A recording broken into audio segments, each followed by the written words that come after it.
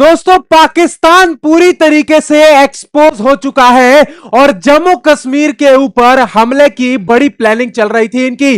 दोस्तों इसके पीछे कौन है, आज की इस वीडियो में सारी जानकारी आपको देने वाला हूं। आज आपके लिए ऐसी ही रिपोर्ट लेकर आया हूं जिसके बाद आपको एक एक धागे क्लियर हो जाएंगे कि ये जो प्लानिंग चल रही है जम्मू कश्मीर के ऊपर, इसके पीछे हाफिज सईद का किस तरीके से हाथ है और किस तरीके से ये बच्चों को ब्रेन वॉश कर कर जम्मू कश्मीर के अंदर भेजकर वहां पर आतंकवादी गतिविधियों को अंजाम देने की प्लानिंग कर रहा था।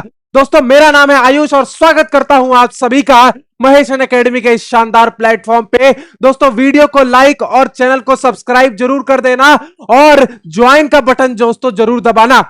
दोस्तों हमें दबाने की वेस्टर्न मीडिया बहुत अथक प्रयास कर रहा है, लेकिन आपको वीडियो को ज्यादा से ज्यादा शेयर करना है, हर भारतीय तक इस वीडियो को पहुंचाना है ताकि सबको सच का पता चल सके। क्योंकि बहुत सारे भारतीय अभी भी बहुत सारी भड़काऊ बातें इन देश तोड़ो जो लोग हैं उनकी बातों में आ जा रहे हैं, तो उनको उनकी आंखें खोलना बहुत ज्यादा जरूरी है। तो उनके साथ आप इस वीडियो को जरूर शेयर कीजिएगा। दोस्तों आज पूरी तरीके से इनके रैकेट का पर्दाफाश करने वाला हूं, किस तरीके से ये जम्मू कश्मीर के अंदर प्लानिंग करते हैं, क्या किस तरीके से ये ब्रेन वॉश करते हैं बच्चों को और जम्मू कश्मीर के अंदर आतंकवादी गतिविधियों को अंजाम देते हैं। देखिए दोस्तों अब ये है हाफिज सईद। जितने भी आतंकवादी हमले हुए हैं, मोस्ट ऑफ द आतंकवादी हमले जो भारत में होते हैं उसके पीछे किसका हाथ होता है, तो हाफिज सईद का हाथ होता है। और इसको पाल पोस कर कौन बड़ा कर रहा है, तो वो है पाकिस्तान, वो है आसिम मुनीर। और दोस्तों ये बात कभी भी पाकिस्तान नहीं मानेगा।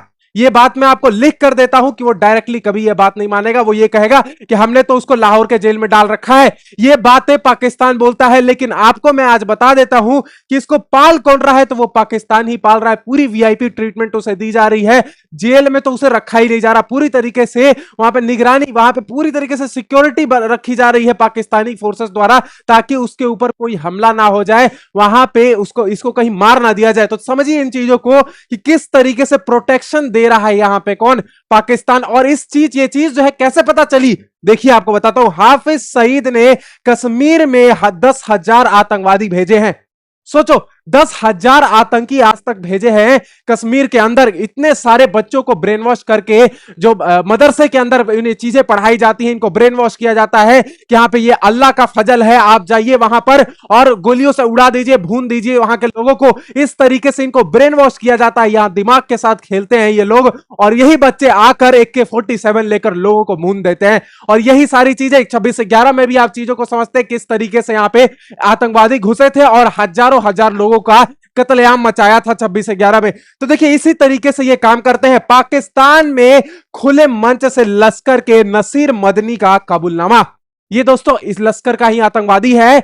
जो ये है नसीर मदनी है, ये लश्कर का ही आतंकवादी है और ये हाफिज सईद का बड़ा खास माना जाता है। और ये कह रहा है कि मेरे आका जो हाफिज सईद हैं वो तो जेल में थोड़ी है, वो तो जो इनको वीआईपी ट्रीटमेंट मिल रही है जो पाकिस्तान की तरफ से। और ये बात जो है, आपको क्या लगता है, ये बात जो है हिंदुस्तान नहीं जानता होगा कि पाकिस्तान इसके पीछे है। और पूरी तरीके से निगरानी रखी जा रही है हाफिज सईद पे भी। अब यहां पे देखिए दोस्तों बात यह है कि आप सोचते होंगे कि हाफिज सईद को मार क्यों नहीं दिया जाता।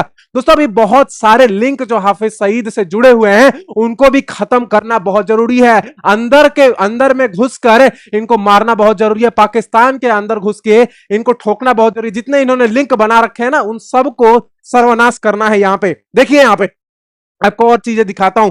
यहां पे देखिए हाफिज सईद ने कश्मीर में भेजे 10,000 आतंकी। पाकिस्तानी मौलाना ताव में आकर बताई सच्चाई।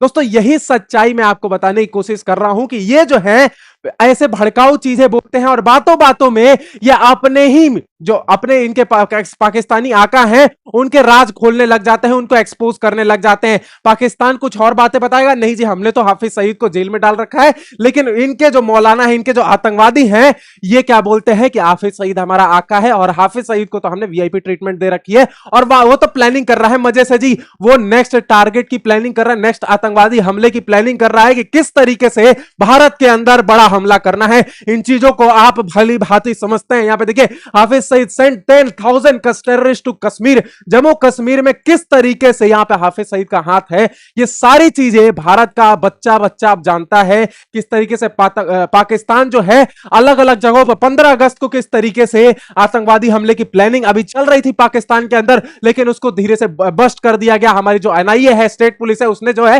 पूरे रैकेट का पर्दाफाश कर दिया। आईईडी बरामद हुए, सीसीटीवी बरामद हुए, कारतूस बरामद हुए, बॉम्ब्स, ग्रेनेड्स बहुत सारे मिले। तो यहां पे पूरी तरीके से 15 अगस्त की इनकी प्लानिंग चल रही थी और इन सबकी प्लानिंग के पीछे यही आतंकवादी होते हैं दोस्तों। यही पाकिस्तान की जो आतंकवादी सरगना है, ये पाकिस्तान के जो आकाएं बैठे बने फिरते हैं, इनको कौन पाल रहा है? पाकिस्तान ही पाल रहा है दोस्तों। एक बात याद रखना कि हम जो है इनको डायरेक्ट नहीं मार सकते हैं, लेकिन अंदर घुसकर इनको इन्फिल्ट्रेट करके किस तरीके से मारना है, ये रॉ और आईबी पूरी तरीके से जानती है, एनआईए जानती है, हमारी इंटेलिजेंस एजेंसियां पूरी तरीके से इस पे काम कर रही हैं कि किस तरीके से इन्फिल्ट्रेट करके इनको मारना है ना। जितने भी इनके लिंक्स हैं उनको मारना है। फिलहाल जो है ये देखिए, पीओके आपने देखा होगा कि यहां पे इंडियन आर्मी ने यहां पे स्क्रीन लगा रखी थी और दिखा रही थी, पूरा पर्दाफाश कर दिया, पाकिस्तान को पूरी तरीके से एक्सपोज कर दिया कि किस तरीके से पीओके में कत्लेआम हो रहा था। दोस्तों आपको बहुत सारी वीडियोस में मैंने बताया है कि पीओके के अंदर 100-150 लोगों को मारा जा चुका है। अभी तक ये तो डाटा जो है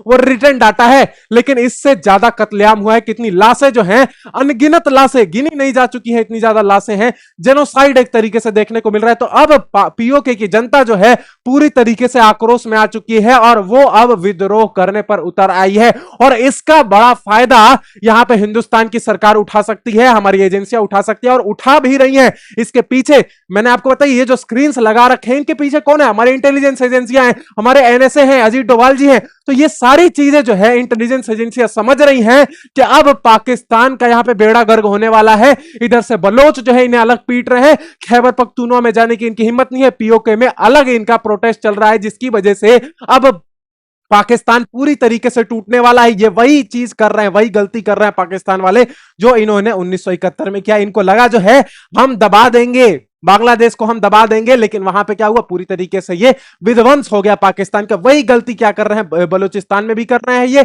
मार रहे हैं, पीट रहे हैं, और वही गलती ये क्या कर रहे हैं पीओके के अंदर भी कर रहे हैं। मैं आपको गारंटी के साथ बोल सकता हूं कि अब कुछ टाइम आप बस रुक जाइए, पीओके भारत के अंदर जरूर आएगा। ये आप बात ध्यान रख लीजिएगा, क्योंकि अब जो है पीओके की जनता पूरी तरीके से विद्रोह पर उतर आई है। यहां पे देखिए, अब ये जो उमर अब्दुल्ला है, ये क्या कहता है? पहले ये बातें कहता था, अलग भड़काऊ बातें कहता था कि पीओके जो है वो उनका हिस्सा है, पाकिस्तान का हिस्सा है, ये जो है इंडिया का इससे कोई लेना देना नहीं। लेकिन अब जो है जैसे ही ये चीजें एक्सपोज हुई, इंडियन आर्मी ने जो स्क्रीन्स लगाई थी, तो ये सारी चीजें एक्सपोज हो गई, पीओके में किस तरीके से कत्लेआम हो रहा है। इसके बाद जवाब क्या आता है? देखिए, POK would be the protesting to join J and K today if article 370 had not been revoked. देखिए, या इसको चलानी है अपनी राजनीति, तो ये तो बात बोलेगा है कि यार आर्टिकल 370 आपने हटाया नहीं तो यहां पे पीओके जम्मू कश्मीर का पार्ट होता। लेकिन ये चाहता है, अब ये पूरी तरीके से उतर आया है कि अब पीओके को क्या किया जाए, जम्मू कश्मीर के अंदर मिलाया जाए, क्योंकि वहां की जनता अब धीरे धीरे विद्रोह कर रही है। क्योंकि आप समझते हैं कि क्या मामला है, अनएम्प्लॉयमेंट का मामला है और आटे के दाम जो है वहां पे बहुत ज्यादा हैं।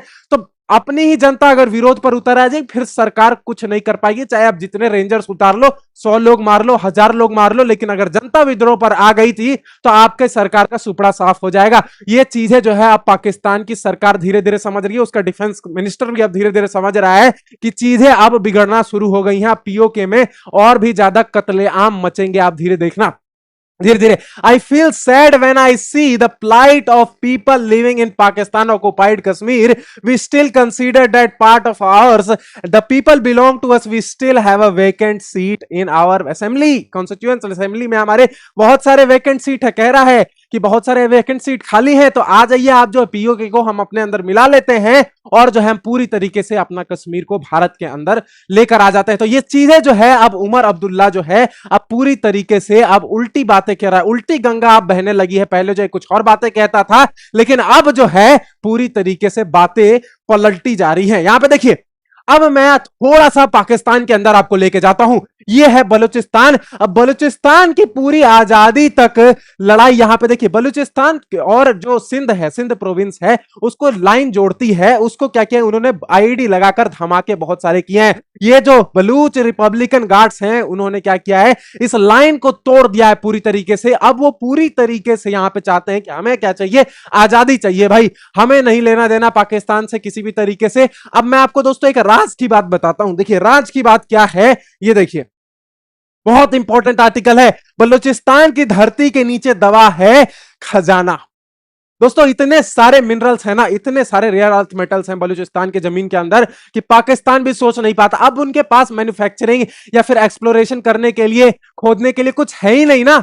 टैलेंट की तो इतनी ज्यादा कमी है पाकिस्तान के अंदर कि क्या बताऊं, वो भीख मांगकर अपना काम चलाते हैं, डॉलर की भीख मांगते हैं, कभी अमेरिका से मांगेंगे, कभी चाइना से मांगेंगे। इनका काम जो है, इनकी जो रोजी रोटी है वो ईएमआई पे चलनी है। तो ये जो है, ये सारी चीजें कैसे करेंगे। यहां पे बलूचिस्तान के नीचे ढेर सारा खजाना जमा है, लेकिन इनको पता ही नहीं है, इनकी सरकारों को पता ही नहीं है कि भाई इतना खजाना है, इतने रेयर अर्थ मेटल्स हैं, बहुत सारे मिनरल्स हैं, इन चीजों का पता ही नहीं है। 94% हिस्से पर अब तक नहीं पड़ी पाकिस्तान की नजर।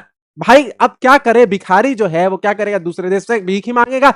उसके अपने देश में जो है नजर नहीं जाएगी कि अपने देश में कुछ डेवलपमेंट ही कर लूं।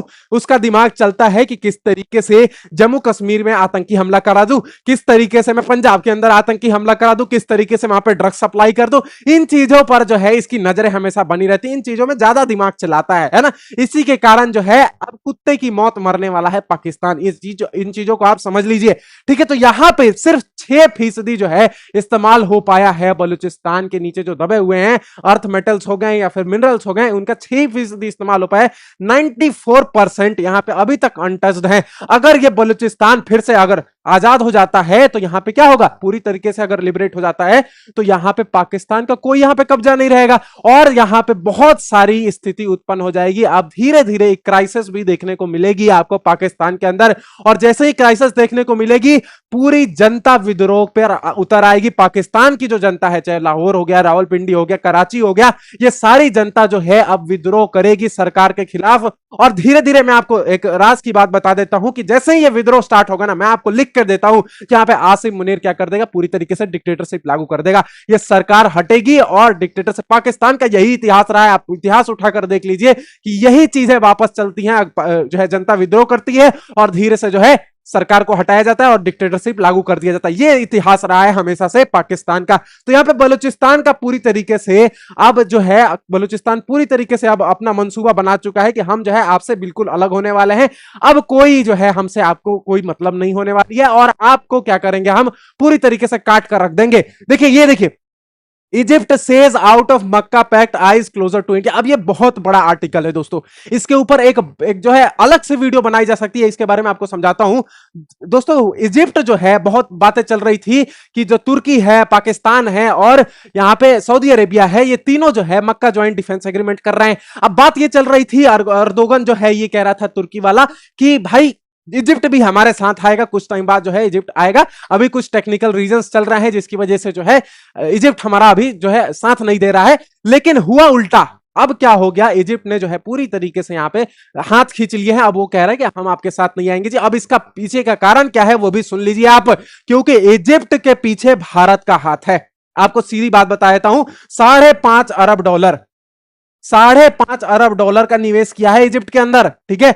और बहुत सारे वहां पे डिफेंस के एग्रीमेंट्स भी हुए हैं। तो इजिप्ट भी यह बात समझता है कि अगर मैं इस डिफेंस एग्रीमेंट में गया तो भारत हाथ खींच लेगा, और जैसे ही भारत हाथ खींचा वो जमीन में धंस जाएंगे पूरी तरीके से इजिप्ट वाले। और इजिप्ट ये बात पूरी अच्छी तरीके से आप समझ चुका है, इसलिए जो है अब इजिप्ट ने अपने हाथ खींच लिए पूरी तरीके से, हम ये डिफेंस एग्रीमेंट नहीं करने वाले हैं जी। तो ये तीनों जो नल्ले बेरोजगार हैं अब यही जो है इस डिफेंस एग्रीमेंट में है, क्योंकि इनका जो है और कोई काम धंधा है नहीं, ये बस एग्रीमेंट खेलते रहते हैं। पाकिस्तान का आपको पता ही है कि क्या करता है ना, उसको चाहिए सिर्फ डॉलर, और डॉलर के लिए वो अमेरिका के कुछ भी करने के लिए तैयार है, किसी भी तरीके की पैरों में जी हुजूरी करेगा, बहुत सारी चीजें हैं यहां पे। देखिए अब दूसरी बात करता हूं मैं बांग्लादेश की।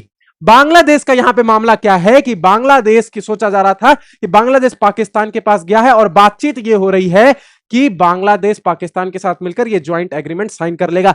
अब दोस्तों ये मिलाने की बहुत कोशिश की जा रही है बांग्लादेश को, क्योंकि अगर क्यों मिलाई जा रही है तो इंडिया के साथ बांग्लादेश का बहुत बड़ा बाउंड्री शेयर है, 4096 किलोमीटर की बाउंड्री है। समझ रहे हो आप, 4096 किलोमीटर की बाउंड्री बहुत बड़ी होती है। और अगर जो है यहां पे बांग्लादेश साथ आ जाता है मक्का ज्वाइंट डिफेंस एग्रीमेंट में, तो पूरी तरीके से अब बांग्लादेश भी साइडलाइन हो जाएगा भारत की आंखों से। अब पूरी तरीके से दरकिनार कर दिया जाएगा, क्योंकि हम जितने भी उसको दे रहे हैं डीजल, जो भीख में दे रहे हैं, बार बार भीख मांगने, वो भी आ जाता है कि हमारी पावर कट हो गया है, ये हो गया है जी, हमारी आवाम जो है भूखे बैठी हुई है, तो यहां पे हमें कुछ खाने के लिए दे दो, कुछ वीट दे दो, राइस दे दो हमें। ये सारी चीजें भीख मांगता रहता है बांग्लादेश भी पाकिस्तान से अब कम नहीं है। ये एक ही थाली के अब चट्टे बट्टे हो गए हैं, एक ही थाली में खाना खा रहे हैं ये। क्योंकि अभी मैंने आपको बताया था डीजीएमआई बांग्लादेश का गया था, 6 डीजीएमआई मेंबर्स गए थे पाकिस्तान के अंदर, बातचीत हो रही थी आईएसआई से, और यही बातचीत हुई थी। ये जो ट्रीटी है इसी के बेसिस पे बातचीत हुई थी कि क्या ट्रीटी साइन होने वाली है या फिर नहीं। अगर मैं आपको ये बात बता देता हूं कि अगर ये ट्रीटी साइन होती है तो पूरी तरीके से इंडिया बांग्लादेश को साइडलाइन कर देगा और रिश्ते और भी ज्यादा खराब हो जाएंगे। बांग्लादेश अब भारत जो है पूरी तरीके से बांग्लादेश को अपनी नजरों से हटा देने वाला है। दोस्तों आज का ये आपको आर्टिकल कैसा लगा मुझे कमेंट में जरूर बताना। मिलता हूं आपसे अगले वीडियो में, तब तक के लिए स्टे हेल्दी, स्टे सेफ। जय हिंद, जय भारत।